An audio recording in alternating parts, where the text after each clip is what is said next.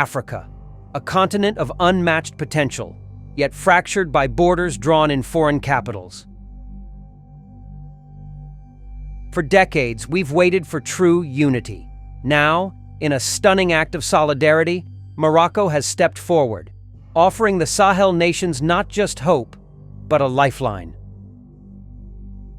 Is this the spark that finally ignites Pan-African brotherhood? Or will history repeat itself, leaving the Sahel to fight alone? Burkina Faso, Mali, and Niger. 3 nations on the front lines of a war not just against terror, but for their very sovereignty.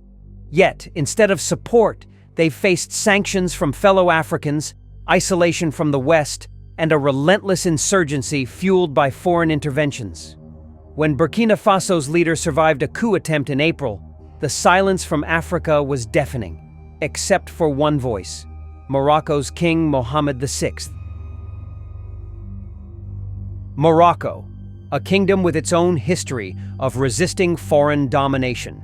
In a move that shocked the world, King Mohammed VI opened Morocco's Atlantic ports to the landlocked Sahel states. No more reliance on Ivory Coast or Benin, where goods can be seized. No more begging for access. This is economic emancipation, African style. This isn't just about shipping goods. It's about breaking chains.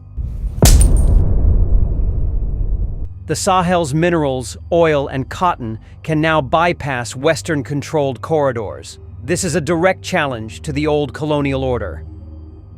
A true spirit of brotherhood. Why look at a brother in next door being chalked economically, not because he did something wrong, but because he is fighting for his freedom?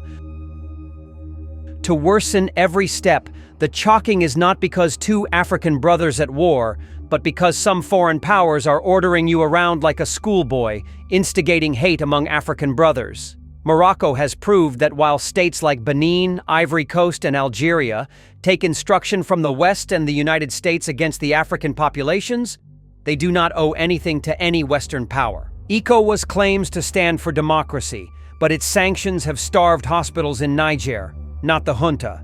Meanwhile, France still controls the CFA franc, and the US runs drone bases. The Sahel isn't just fighting terrorists, it's fighting neocolonialism. African puppet leaders are quick to criticize coups without exactly showing interest in solving the causes of the coups. Why? Because they know they were installed in power by Western users against the will of their people. Do you even wonder why they win elections with huge margins, yet they move in fortified convoys, even afraid of their very people they claim voted them? Yet a leader referred to as a military junta will freely mix with the people.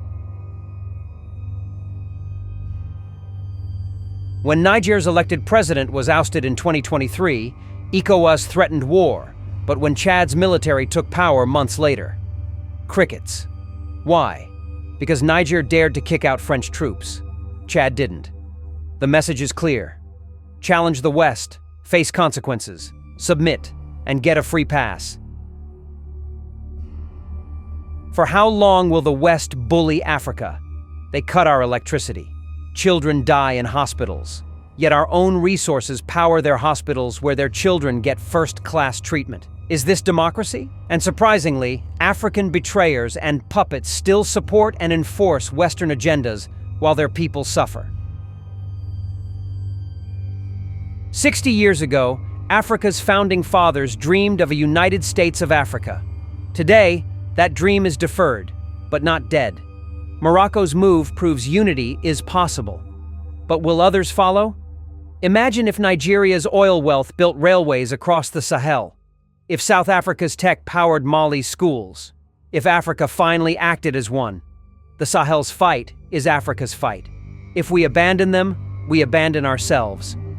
Morocco has shown another way. The question is, who will stand with them? So what side of history will you be on? The onlookers, the puppet traders, or the liberation fighters? Share this video, tag the African Union, demand real solidarity. The time for empty slogans is over. The time for action is now.